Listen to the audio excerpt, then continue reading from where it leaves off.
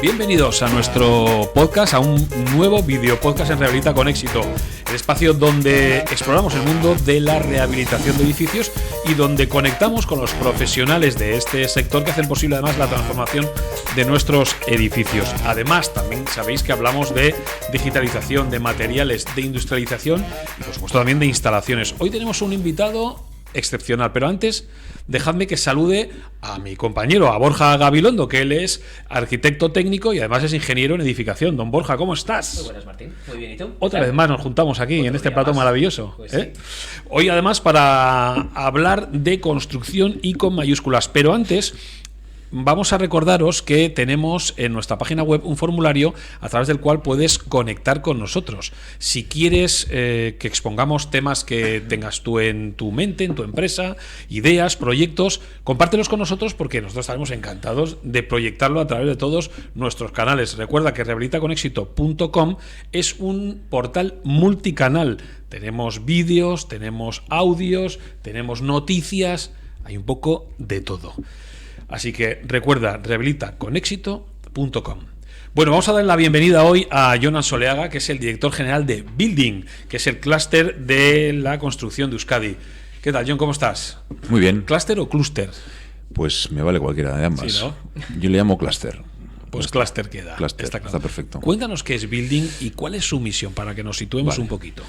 Building es una asociación público-privada. Representamos a 144 socios públicos y privados en materia de construcción, de toda la industria de la construcción y de todos los eslabones de la cadena de valor. Empresas promotoras, constructoras, rehabilitadoras, empresas que hacen diseño, empresas que hacen ingeniería vinculada a construcción, empresas que se dedican a valorizar, empresas que desarrollan tecnología aplicada al sector de la construcción y administración pública ligada, pues, que tenga competencias vinculadas con construcción. Entonces nos dedicamos a desarrollar todos aquellos proyectos que no estén directamente vinculados a la obra, que trascienden un poco de la actividad ordinaria. Somos una plataforma de proyectos y lo que hacemos es promover la innovación, la competitividad y, en los casos que aplique, también la internacionalización de nuestras empresas. Bueno, de hecho vamos a sacar un poco de músculo, ¿no? Porque en 2023 ya prevéis que vais a acabarlo con casi 160 socios, sí, con 78 proyectos que facturarían unos 33 millones de euros. Sí. Oye, eso es sacar músculo, ¿no? Sí, la verdad es que estamos muy, muy contentos porque a veces se nos tilda de ser un sector poco innovador o poco intensivo en conocimiento y tecnología,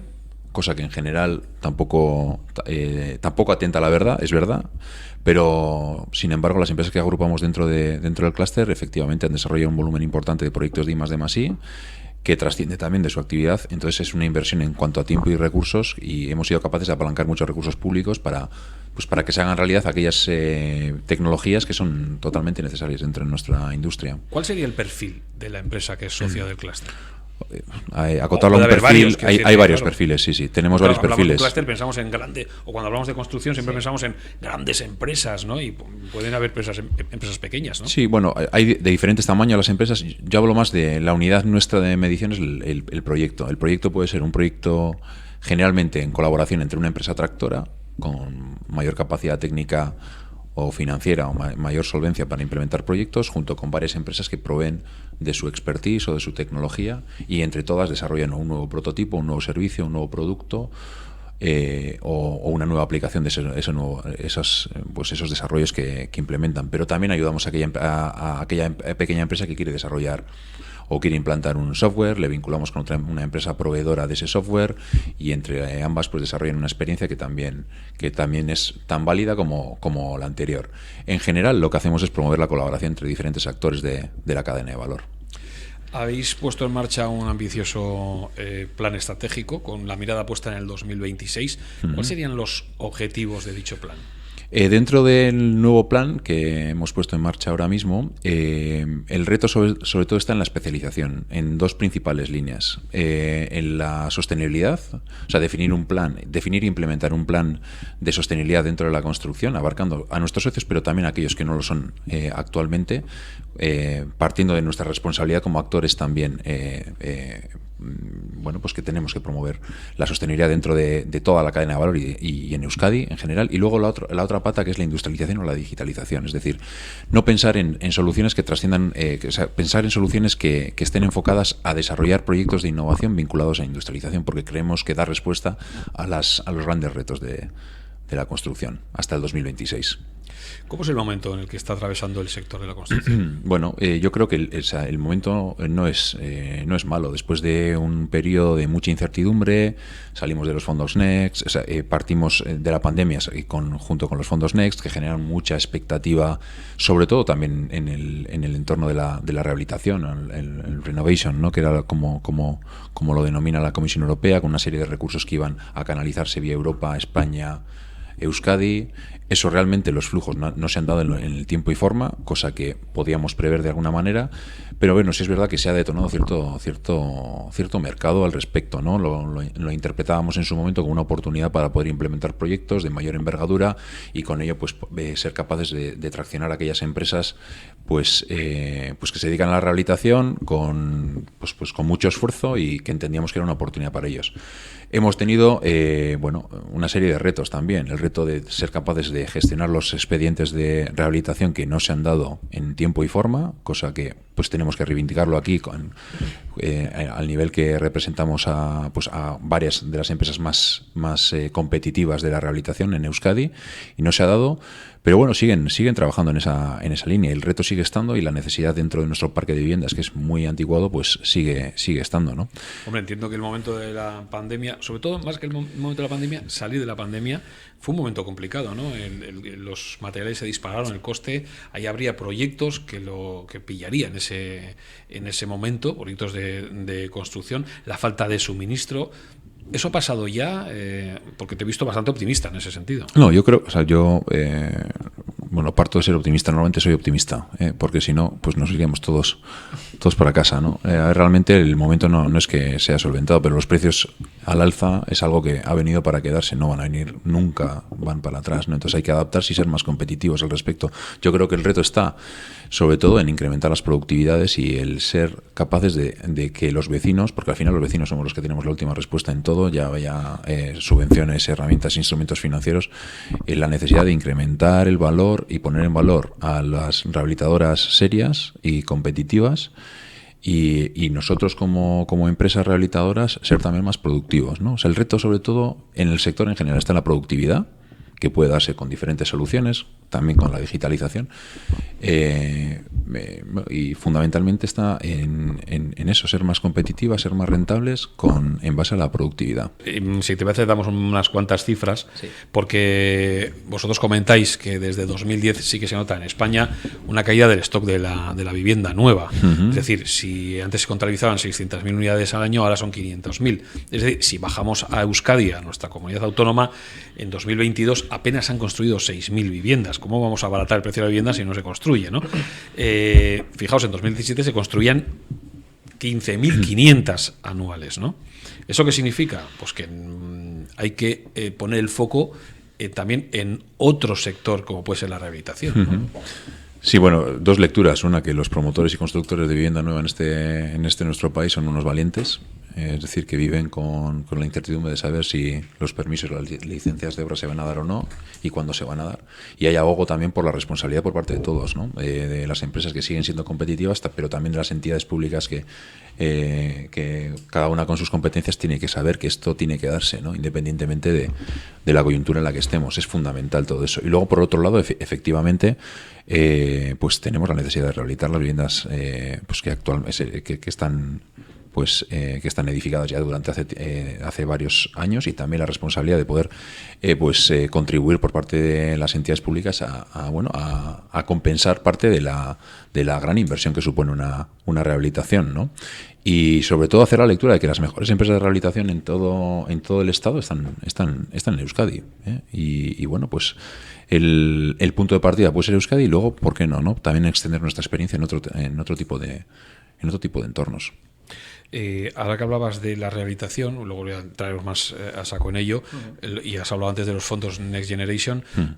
Hace ya un video podcast atrás estuvimos aquí a Javier Montero, presidente del Colegio de Administradores de Fincas de Guipúzcoa y Álava, y que fue una de las voces que surgió en cuanto llegó la frenada de los fondos. Vosotros, como el sector, ¿cómo visteis esta frenada? ¿Os la olíais? ¿Es normal, es natural? Al final todos hemos entrado ahí a por esas ayudas, y ¿crees que habrá nuevas ayudas en breve o este 2024 todavía lo veremos sin ayudas? En función de la planificación financiera que tienen las diferentes entidades que promueven la rehabilitación, efectivamente tiene que haber ese presupuesto. Otra cosa es que tengamos las capacidades o tengan las entidades públicas las capacidades suficientes como para gestionar todos los expedientes. Yo creo que ellos también tienen que desarrollar esas capacidades, ¿no? Porque yo creo que está en la responsabilidad de ellos el no devolver un solo euro a la Comisión Europea, porque hay que recordar que todo lo que no se gasta se tiene que devolver. La Comisión Europea en eso es taxativo, ¿no? Y bueno, yo creo que es una de las principales vías. El año que viene habrá recursos y si se generan expectativas se deben cumplir y cada uno tiene que asumir esas responsabilidades. Todos, no estoy hablando solo de la parte política, sino también por parte de los técnicos que están trabajando, ¿no? Es decir, todo esto redunda en la calidad de vida de los vecinos en Euskadi y la responsabilidad también respecto de las empresas, ¿no? Que al final están trabajando, generando pues gran volumen de trabajo en cuanto a la interacción con los vecinos, generando expectativas y tenemos que, entre todos y todas, responder a ello. Es que antes ya me ha vuelto. Estaba hablando de que los dos temas que se repiten mucho, uno es el tema de las ayudas, que evidentemente no quieren hacer las obras sin ayudas, entonces nosotros ahora lo que estamos, por ejemplo, en nuestros proyectos es posponiendo un poco el inicio de las obras hasta que salgan nuevas pero todos los temas que se repiten mucho es el tema de los precios, de toda esta locura que ha habido en estos años. La gente está muy asustada. Es decir, constantemente nos están diciendo cómo poder blindar los precios, cómo cerrar, porque claro, si no hay ayudas no arrancas la obra, entonces pospones pues un año y medio, 2 años hasta que salga una convocatoria, pero claro, si ya tienes que ir cerrando pasos, claro, uno de ellos es cerrar una contrata, una empresa que te vaya a hacer la rehabilitación. Entonces, claro, uno de los miedos que vemos es ese, la gente dice, bien, yo tengo este precio, quiero hacerlo con esta constructora, pero claro, si no hago esta obra hasta dentro de 20 meses, 24 meses o el tiempo que sea, entonces ahí sí que vemos un poco a la gente perdida. Por un lado, porque hay una incertidumbre terrible con el tema de las ayudas y por otro lado, porque tienen miedo a nuevas subidas, claro, porque hemos visto subidas bastante gordas en los últimos meses. Entonces, igual nos hemos acostumbrado mal, ¿no? Es decir, nos hemos acostumbrado a que si hacemos las rehabilitaciones, si tenemos ayuda, ¿sí o no? Si no hay ayudas, no hacemos ni la rehabilitación ni las ventanas. No lo sé, ojo. No, a ver, es que al final lo que estábamos comentando, que al final económicamente supone un coste muy importante para las familias que muchas personas no pueden afrontar. Entonces, claro, sin una ayuda es que es impensable acometer algunas de estas obras. Entonces, a nosotros nos pasa por actas de vecinos cuando votan, sí se hace la rehabilitación, pero sí hay, condicionan su sí a que haya pues algún tipo de subvención o de ayuda. Entonces esos son un poco los problemas con los que nos estamos encontrando. Uno, miedo a los precios, a que puedan seguir variando, subiendo, que volvamos a tener subidas con IPCs disparados, y por otro lado el que no haya ayudas. Sí, a ver, luego la lectura que hago yo también es que hay que tener en cuenta que las ayudas tienen el efecto incentivador, o sea, es decir, no deberían ser concluyentes, sabiendo que lo son, sabiendo que lo son, no deberían ser, tendrían que ser incentivadores de poder rehabilitar. Pero tendrían que ser sobre todo, incentivadoras, porque tienen que ser así, en rehabilitar con calidad, rehabilitar energéticamente, garantizando una serie de ahorros energéticos, consumos energéticos, reducción de consumos energéticos y reducción de las emisiones de CO2. O sea, eso es lo que se incentiva. La rehabilitación como tal, yo creo que hay que hacer un esfuerzo en torno a hacer conscientes a las personas de la inversión que tienen que hacer. Y luego hay más argumentos, aparte de la calidad de vida. Es el tema de lo que se revaloriza también tu activo. O sea, estás haciendo la segunda inversión después de la compra. O sea, invierte realmente en eso porque te va a revalorizar el bien que tú tienes. Y eso, para mí es evidente. Y luego está pues estaba justo dando una formación ahora a mediodía de los 5 porqués, ¿no? ¿Y por qué no se invierte? Vale, pues porque hay un delay entre porque los vecinos no quieren. ¿Y por qué los vecinos no quieren? Pues porque no hay subvención. ¿Y por qué no hay subvención? Porque las entidades públicas no están gestionando los expedientes al ritmo, en tiempo y forma. ¿Y por qué no están haciéndolo? O sea, al final llegamos al hecho. Yo llego a la conclusión de que al final tenemos que pensar en la subvención como un elemento incentivador y armar los argumentos para que las empresas, las personas invirtamos en rehabilitación de calidad o establezcamos la normativa para establecer los límites también para que trabajen aquellas empresas que lo hacen bien y lo hacen en serio, ¿no? No sé, pensemos un poco en eso y aceleremos los procesos de gestión de todos los expedientes, porque no puede ser que tardes 24 meses, ¿no?, en implementar eso. ¿Qué tipo de incertidumbre genera en una empresa? ¿Qué tipo de inversión industrial del sector automoción puede prever? O sea, puede tener una desviación de 24 meses en general. O sea, ¿dónde está ahí el payback o el retorno de la inversión? ¿Dónde está, no? Es que nosotros ahí has comentado dos cosas. Uno, el tema de la revalorización. Claro, a veces nos pasa que vas a una reunión de vecinos en la cual la mitad de la comunidad supera los 75-80 años y, claro, hablarles de revalorización y de recuperación de la inversión, claro, a veces nos han llegado a decir, hombre, está muy bien, tenéis los datos, pero que me lo digas a mí. Nos han llegado a decir, no sé si me estás tomando el pelo. Suena fuerte, pero si tienen hijos, pueden dejar una herencia revalorizada. Sí, pero también he oído una respuesta, porque claro, algún vecino salta así, pero se lo dejas a tus hijos. Pues eso, cuando lo hereden mis hijos, que lo hagan ellos. Entonces, claro, a veces nos pasa eso que, claro, revalorización, pues a gente de hasta ciertas edades, pues hombre, sí pueden ver, ¿no? Pueden tener esa visión de revalorización, pero a veces nos pasa eso, que la señora María te dice, a mí me vas a hablar de revalorización con 80 y pico años, que lo haga mi hijo, si lo haga. Y si a eso le sumas que la población cada vez más adulta, o sea, más mayor, más vieja, pues la situación se va a dar mucho más, ¿no? Es que ahí es donde vemos el tema, porque con el tema de la concienciación que comentabas, claro, la gente no rehabilita. Nosotros nos damos cuenta que hay gente que sí que está más puesta, pero la gente todavía no rehabilita por conciencia. Es decir, rehabilita porque tiene el edificio con una serie de patologías, ve que los edificios del barrio han aislado y dice, hombre, si ellos lo han hecho es porque, bueno, pues es lo que tenemos que hacer todos. Entonces todavía falta un poco esa concienciación de que entiendan lo que supone el rehabilitar energéticamente un edificio y no rehabilitarlo de forma convencional. Pero claro, no sé cómo veis vosotros el tema de concienciar a la gente, porque todavía es verdad que por reuniones de vecinos vemos que la gente está un poco verde. O sea, que no termina de entender, dicen, bueno, me pones algo en la pared de la fachada, pero no sé, porque me dices que es bueno, te tendré que creer. Hombre, ahí hay un titular que he leído en prensa que dice, la rehabilitación de viviendas en Euskadi se dispara un 32% ante la subida de las hipotecas. Quiere decirse, miedo a la situación económica, ¿rehabilito y no me compro vivienda o...? ¿Cuál sería la situación? Sí, bueno, no soy un experto en la materia, pero también esa noticia entra en contraste con que la gente está comprando vivienda sin hipotecarse. Es que, bueno, también, claro, más de la mitad de las adquisiciones de vivienda son sin hipotecas. Los titulares en la prensa, eso es verdad. Y dices, ostras, pues o sea, quiere decir que hay capacidad financiera como para poder adquirir o rehabilitar vivienda, ¿no? Entonces, bueno, pues no sé, son noticias un poco, pues que contrastan una con la otra, ¿no? O sea, yo lo que tengo claro es que la necesidad existe, que las personas tienen que tener en cuenta que si se lo dejan a sus hijos les va a salir un 20% más caro simplemente por el impuesto de sucesión. De donación o... Exacto, el 20% más. Claro. Entonces, bueno, ellos verán lo que hacen.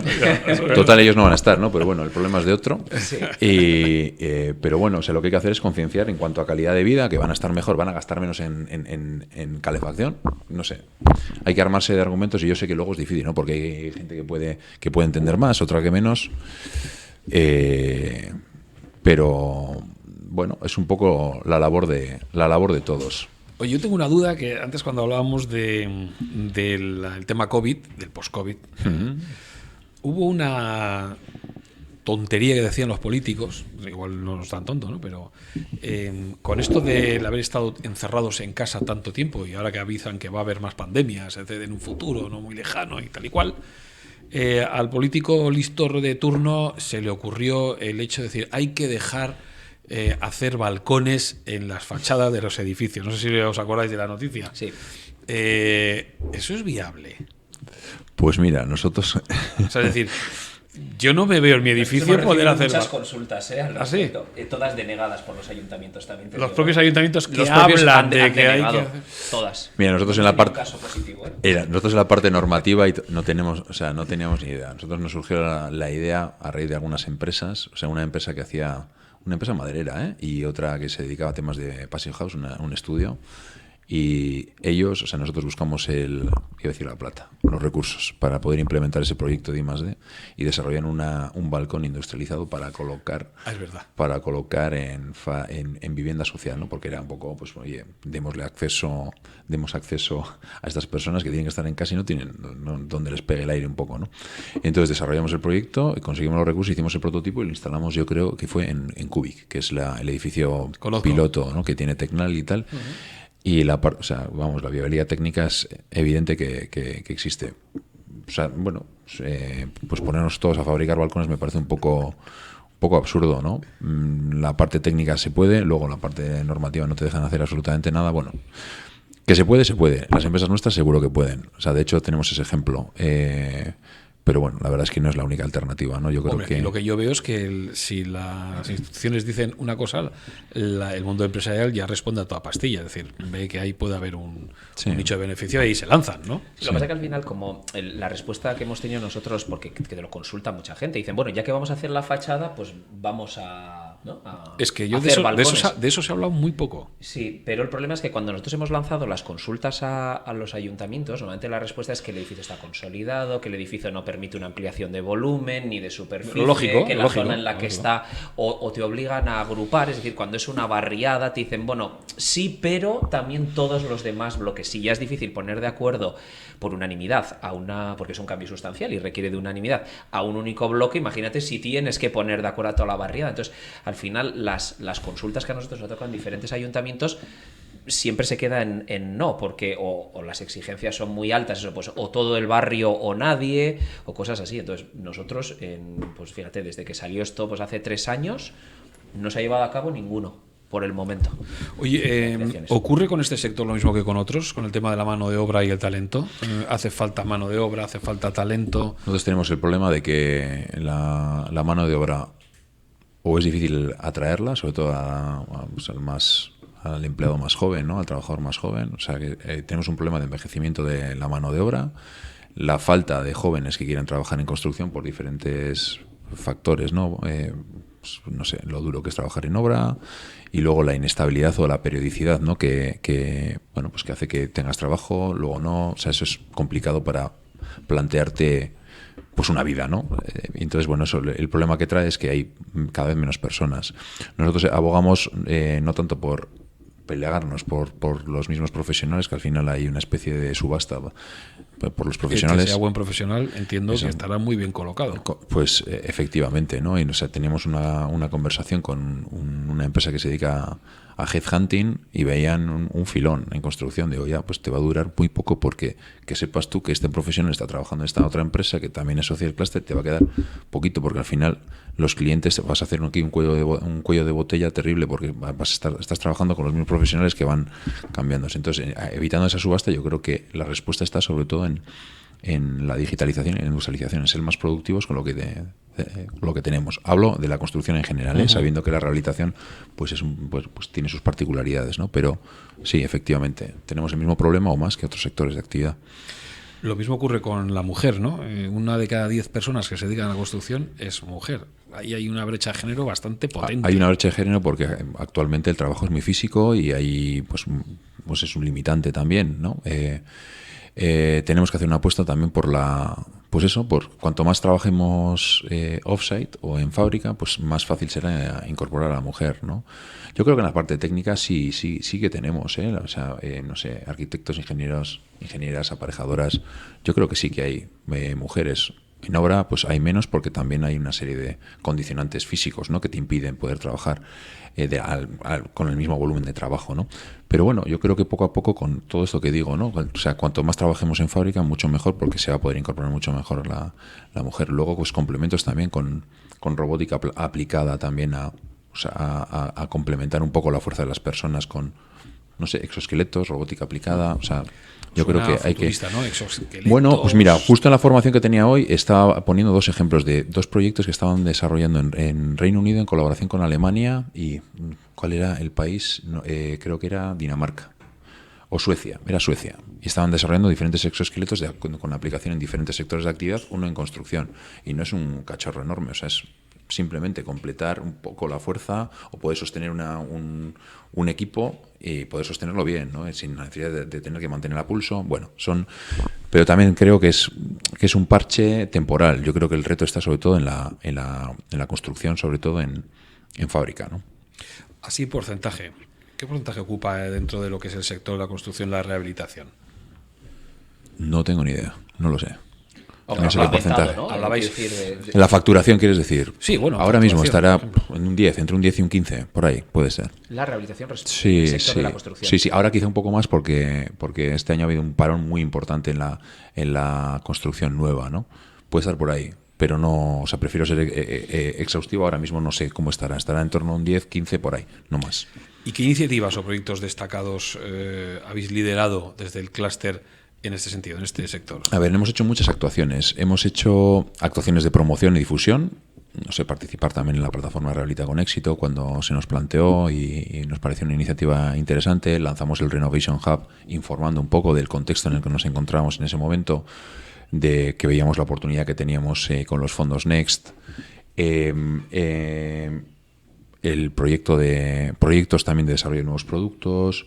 Hicimos una misión también de internacionalización para captar para ver ejemplos de fábricas que desarrollaban soluciones industrializadas para fachadas, por ejemplo, fachadas con carpintería, la integración de todos los elementos activos en un único núcleo y se integraban, o sea, diferentes soluciones, ¿no? Y llevábamos empresas que se dedicaban a la rehabilitación a ver, ¿no? Ese tipo de ejemplos. Y luego, pues lo que digo, ¿no? O sea, desde la parte de difusión, la parte de ver qué otros ejemplos se están desarrollando a nivel internacional y proyectos de innovación. ¿Y esas misiones funcionan? Es decir, Funcionan. ¿las empresas se empapan y vuelven? De hecho, ¿O hacen un viaje turístico? A ver, hay que combinar ambas Sí, cuestiones claro, porque es claro. importante. Es importante el networking con todo lo que ello implica y luego también es importante ver casos de buenas prácticas. Sí, sí. De hecho, esta semana tenemos de visita al director del Centro de Fabricación Avanzada del ETH de Zúrich, que es la universidad de referencia a nivel internacional. Quitando un poco de la ecuación las norteamericanas, es la universidad de referencia. Entonces nos viene aquí nos va a dar un speech y está de visita pues en diferentes empresas y diferentes entidades tecnológicas y educativas. O sea que sí. ¿Cómo se puede fomentar la adopción generalizada de prácticas en rehabilitación energética en estos edificios que tenemos hoy día? Adoptar, ¿te refieres a las empresas? Sí, ¿Cómo claro, pueden por parte adoptar de las empresas? ¿Cómo pueden adoptar? Pues mira, yo creo que tiene que haber, yo creo que la pelota está en el tejado de la administración pública en cuanto a la exigencia. O sea, lamentablemente somos un sector que funcionamos mucho en cuanto a cuando se nos exige, pero no quiero decir que se nos exija a las empresas que lo hacemos bien, sino que las empresas que nos hacemos bien establezcamos el umbral a partir del cual se puede trabajar y se pueden garantizar pues obras de calidad y en los estándares técnicos que se requiere. Y yo creo que ese es el primer paso. Después también es el comprometerse también con el desarrollar proyectos que permitan garantizar pues la eficiencia energética y la reducción de emisiones de CO2 que nos establece también la normativa europea. Y después también dedicar cierto presupuesto a innovar y a desarrollar nuevas alternativas, buscar marcos de colaboración con otras empresas. Yo creo que van por ahí los tiros.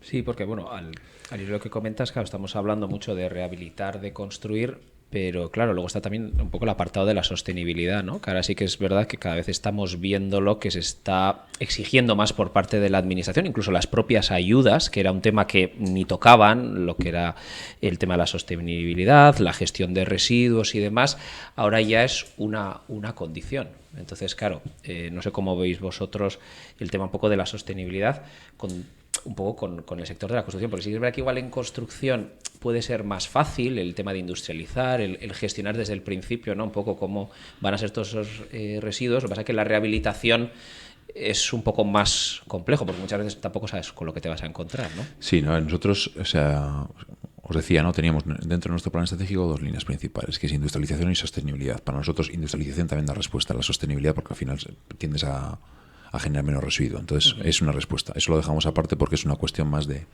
innovación y de invertir en tecnología, etcétera. En la parte de sostenibilidad teníamos una problemática. O sea, ¿por qué elegimos sostenibilidad? Primero, porque teníamos una adhesión a la Agenda 2030 de Naciones Unidas, a la cual estábamos adherida ya hace 2 años por lo menos.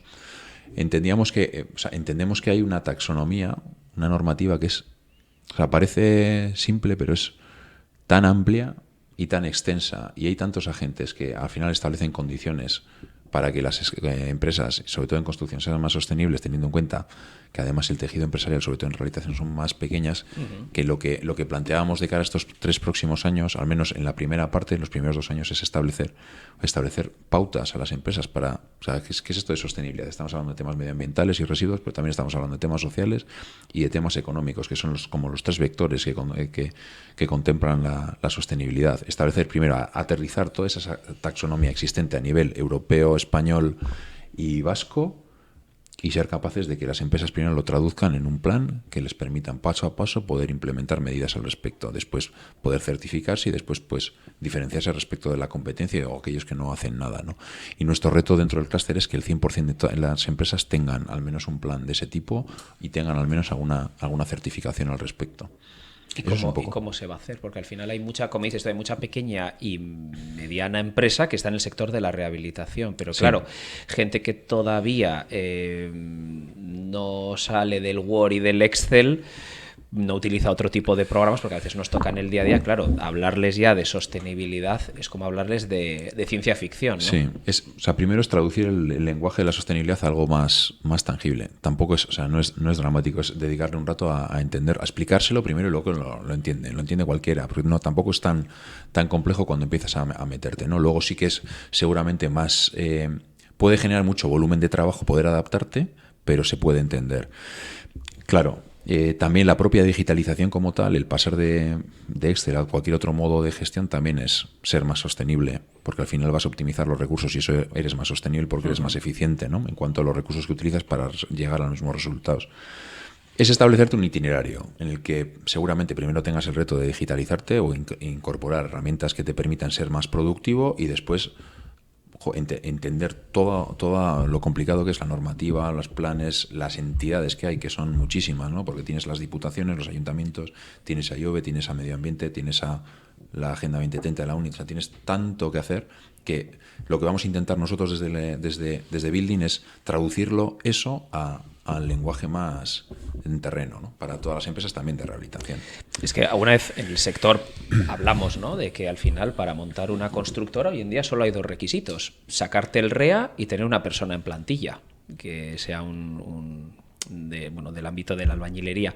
Entonces, claro, a veces decimos, quizás la normativa lo que tendría que exigir es otros requisitos más. Lo mismo que cuando tienes un director de obra, pues tendrá que ser un técnico competente, que tendrá que tener sus estudios, su titulación, pues que las constructoras no sea algo tan sencillo de creo una SL, me saco un REA, tengo una persona en plantilla y ya soy constructora. Entonces, a veces sí que echamos un poco en falta y nos lo trasladan también muchas veces los clientes, ¿no?, las comunidades de vecinos o promotores, el hecho de que pues no saben, claro, te dicen, bueno, yo tengo una serie de constructoras sobre las que elegir, pero bueno, no sé en base a qué elegir, ¿no? Y a veces quizás en otros ámbitos, pues como he dicho, ¿no?, pues un director de obra está muy claro cuáles son sus funciones, sus titulaciones y demás. Claro, la constructora, pues bueno, no deja de ser una SL que la montas, lo que tarde la administración en darte la documentación y ya está, y ya eres constructora. Entonces no sé cómo lo ves, quizás el hecho de que se exija más por parte de la administración para que alguien pueda tener una constructora o constituir una constructora. Nos parece totalmente necesario y la SL todavía hay gente que incluso opera sin tener ninguna SL como autónomo y luego subcontrata. O sea, quiero decir que los formatos son súper creativos o muy simples. Sí. Y es súper injusto. O sea, desde aquí, una exigencia, ¿no?, de establecer al menos criterios de solvencia técnica y solvencia financiera suficientes como para hacer que el resultado, y garantizar que las empresas que lo hacen bien sean competitivas y las que no lo hacen se queden fuera de esto, porque creo que es muy injusto para aquellas empresas que lo hacen bien establecen un coste fijo y un coste variable y resulta que el coste fijo en las empresas que no lo hacen bien es mucho menor, por tanto son rentables mucho antes, por tanto se pueden cargar el sector de la rehabilitación. Yo creo que tendríamos que ser súper exigentes y establecer, incluso, valorar la posibilidad de establecer por ley el hecho de que las comunidades de vecinos contraten con rigor, con solvencia técnica, solvencia financiera, que exijamos todos, ¿no? No porque si al final, si vamos todos a criterio de coste, pues tenemos lo que tenemos, ¿no? Es que al final, en otros sectores se da, ¿no? Es decir, si tú vas a un bar o un restaurante, entiendes que ha pasado sus inspecciones de sanidad y hay unos mínimos que se le exigen. Sí. Si vas, no sé, pues a una clínica privada del mundo sanitario, tiene unos mínimos que tiene que cumplir también, ¿no? Entonces, a veces echamos un poco de menos el hecho ese de que las constructoras pues no se les pida nada más o no haya un control o que hagan, pues bueno, pues a veces lo que vemos, ¿no? En el sector que nos pasa a nosotros y a comunidades o promotores, bueno, pues que luego tienen malas experiencias con algunas constructoras y esas constructoras siguen operando como si nada. Entonces, a veces echamos un poco en falta eso. O desaparecen después de haber hecho el o desaparecen, padre, o siguen con su misma, bueno, pues con su mismo modus operandi, es decir, con las mismas prácticas, incluso a veces hasta abusivas, porque a nosotros nos ha tocado en el estudio hacer en ocasiones peritaciones en las que son barbaridades. Auténticas barbaridades lo que han tenido que sufrir algunas comunidades. A mí, si me dejáis hacer un inciso, podéis entrar en la página web rehabilitaconexito.com si queréis afrontar una rehabilitación y no sabéis cómo, porque muchas veces lo que dice Borja es que, y lo ve él día a día, los propietarios de viviendas no sabemos o no entendemos ni de técnicas constructivas, ni de lo que es un SATE, ni de lo que tal. Entonces podéis entrar en rehabilitaconexito.com, que tenemos una videoguía que explica a través de varios vídeos cuáles son los procesos, que queda muy clarito pues cuáles son, y lo vas a entender fenomenalmente bien a través de vídeo. Rehabilitaconexito.com, ¿vale? Y John, ¿crees, bueno, al hilo un poco de lo que comentaba, ¿crees que llegaremos a un momento en el que a las empresas constructoras se les pueda pedir algo más que tener simplemente un código REA? Ojalá. Mira, ha habido una serie de iniciativas que al final pretendían esto y al final se han planteado como una especie de certificación o de sello que está bien, pero al final no es suficiente. O sea, el hecho de tener un sello a veces es un esfuerzo muy fuerte, ISO, o lo que sea, sí, o un sello propio pues no sé, rehabilitadora pues acreditada, lo que sea, el nombre que le queramos poner, pero no, yo creo que el salto cualitativo está en ser exigentes en ese respecto. A mí me consta que ha habido alguna iniciativa por parte del gobierno vasco en esta línea y al final todo lo han frenado los servicios jurídicos. No lo sé, o sea, porque atenta contra la competencia. O sea, yo creo que más claro que esto, mayor ejemplo que este, pues incluso se podría hacer algún estudio en relación con qué tipo de empresas están implementando. O sea, es que atenta contra una economía sofisticada, competitiva, la calidad de vida de los trabajadores y las trabajadoras, la calidad en los resultados, la calidad de vida de las personas, porque al final somos el sector con mayor relación con el vecino. Sí. Claramente. Entonces, creo que tiene que haber una apuesta política clara y un respaldo por parte de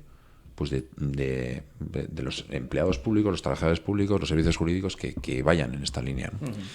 Hablando de apuestas, decías que apostabas por la digitalización en la construcción, ¿no?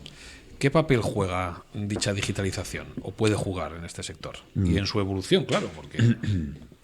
Mira, para mí tenemos un reto claro. Nosotros hicimos un estudio y hace ya 2 años casi con PricewaterhouseCoopers, porque teníamos un problema de dimensionamiento de lo que es la industria de la construcción, porque las estadísticas puras te van al dato de construcción, que eso es un 5,9% del total de la economía en Euskadi. Decimos, pues qué pobres somos, qué triste queda, ¿no? Y un 6 y algo del empleo. Vale, pues además somos pobres, o sea, somos poco representativos y además somos poco productivos porque tenemos mayor porcentaje de empleo que de facturación, por tanto somos improductivos respecto del resto de sectores. Perfecto, hicimos el estudio y llegamos a la conclusión de que la industria de la construcción facturaba un 11% o sea, generaba un 11% del total de la riqueza y un 12% del total del empleo.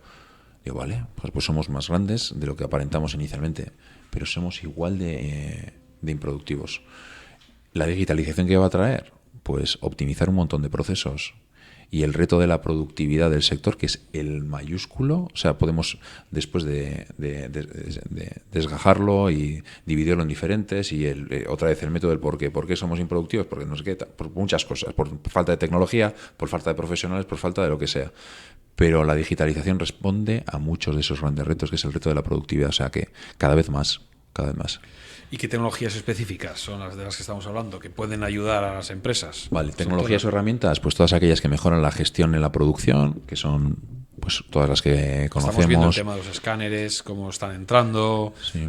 Que eso sí que es cierto que ya pues, se va haciendo un hueco, ¿no? Sí, Pero sí. hay muchas más cosas. Hay empresas que ya están trabajando en El esa BIM, materia. por ejemplo, ¿no? Yo creo que, o sea, haciendo un poco un desglose en mi estructura mental, ¿no? O sea, yo creo que hay herramientas que permiten mejorar los métodos de gestión, de dirección o diseño, digamos, pensando en todo en el ciclo de vida de una obra, ¿no? Desde la parte de diseño hasta la parte de rehabilitación, en su caso, ¿no? Sofisticar toda la parte de diseño, gestión en la dirección de los proyectos, y eso es a través del Building Information Modeling, implementar también métodos, no solo es todo herramientas, sino también es un poco método, ¿no? Lean Construction, las Planner System, etcétera, ¿no? Que sofistica un poco los métodos de gestión y esa es la primera capa, y a partir de ahí, en cada una de las fases, pues diferente tecnología para escaneo, para levantamiento de 9 puntos, para optimizar toda la parte de toma de datos, la IoT aplicada a los equipos y elementos para poder tener información a gran escala, para ir contrastando, por ejemplo, toda la parte de diseño versus cómo se va ejecutando una obra. Oye, ¿y se utiliza la inteligencia artificial? Sí. Entonces estamos oyendo inteligencia artificial para esto, inteligencia artificial para lo otro. Sí. Es De decir, hecho, podemos llegar a hicimos un momento de decirle, tengo este terreno, hazme un edificio. Mira, estuvimos hace tres semanas. Estuvimos hace 3 semanas haciendo una ponencia en Caterpillar, en Málaga, que tiene un portaventura de la escala. Málaga está despuntando mucho en ese sentido. Es impresionante, o sea, merece la pena ver. Está en el parque tecnológico. Eres el segundo de que nos Málaga. habla de Málaga, ¿eh? Sí. Aquí en el video podcast. Pues bueno, pues Caterpillar. Impresionante el centro que tiene allá, toda la parte sensórica y luego la IA aplicada, que es la IA funciona siempre que se garantiza una cantidad ingente de datos. La aplicación de la IA, desde de la parte de generación de contenidos, y que pues Martín, a ti te hagan hablar en suajili, sí, o en japonés, pero a nivel constructivo. Y en la parte constructiva, que seas capaces de contratar y trabajar a nivel internacional en grandes constructoras y lo puedas comunicarte con personas que seguramente no podrías comunicarte. El empleo de todos los datos de todas las obras existentes y volcarla para poder hacer modelos de predicción de cómo se va a ejecutar la obra. Que nos haga el plano, el ordenador directamente. O que nos haga el plano prácticamente. Nos va a quitar el trabajo, ¿eh? La IA, ya verás. Nos va a quitar el trabajo, la IA. Sí. Te veo director general del clúster de agroalimentación, porque vamos a dedicarnos a las huertas dentro de poco, ¿no? Lo demás se va a dedicar la IA. No, ya está tiene. utilizando también la IA, ya, también Sí, en claro, ese campo, claro, o sea, claro, que no claro. sabemos que nos dedicaremos. Sí. Oye, hablabas al principio de que Building es un clúster que además es un referente en el Estado. ¿Es cierto? ¿Cómo habéis logrado llegar ahí a ser un referente?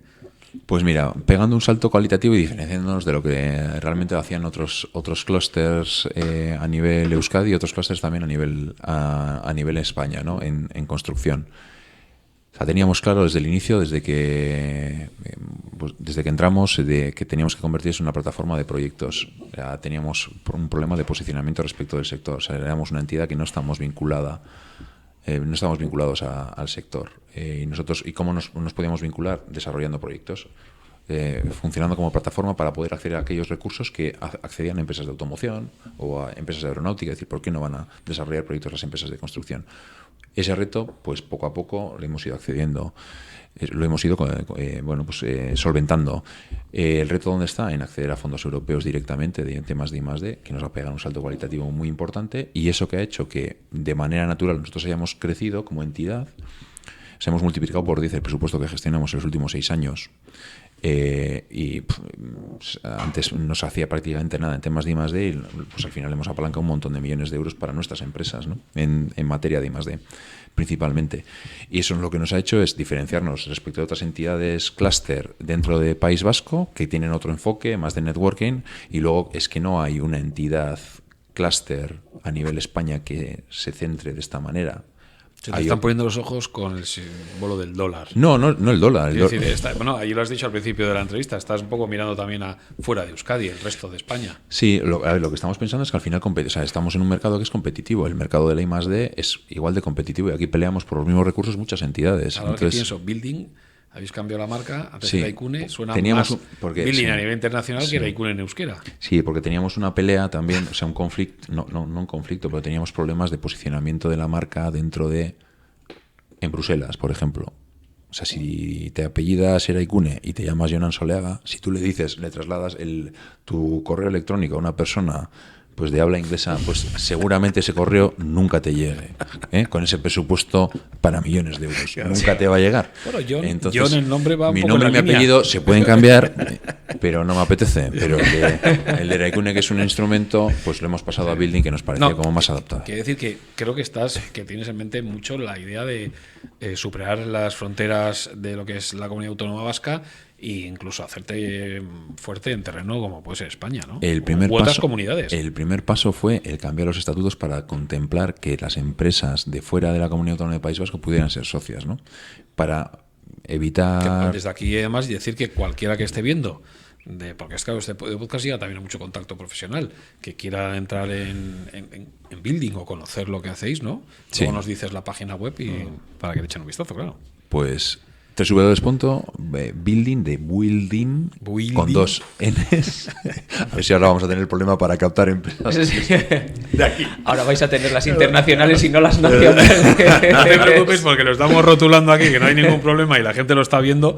Puedes decir building también. .eu. De Europa. De Europa, efectivamente. Y del mundo ya. Nada, ¿por qué?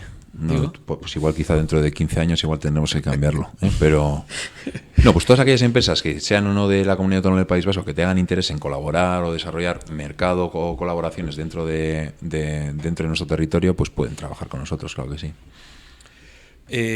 ¿Cuáles han sido los mayores beneficios o logros obtenidos desde nos has dicho lo del cambio de branding?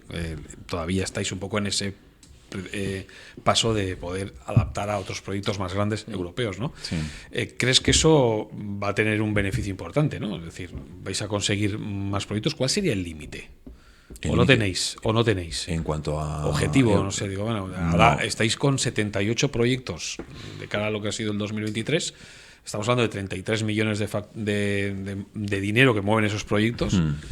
Claro, si esto crece más a nivel de Europa, el Estado y toda esta historia, pues... Nosotros no queremos crecer en número de proyectos, queremos crecer en volumen de presupuesto movilizado.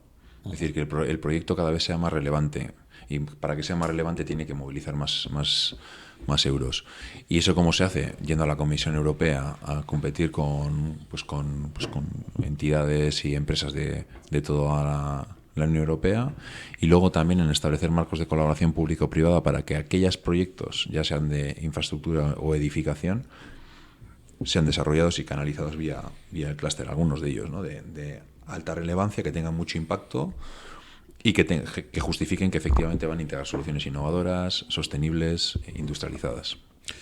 John, estamos llegando al final de este episodio. ¿Algo que quieras dejar claro, decir, aprovechar el micrófono, pedir a las instituciones, a la ciudadanía?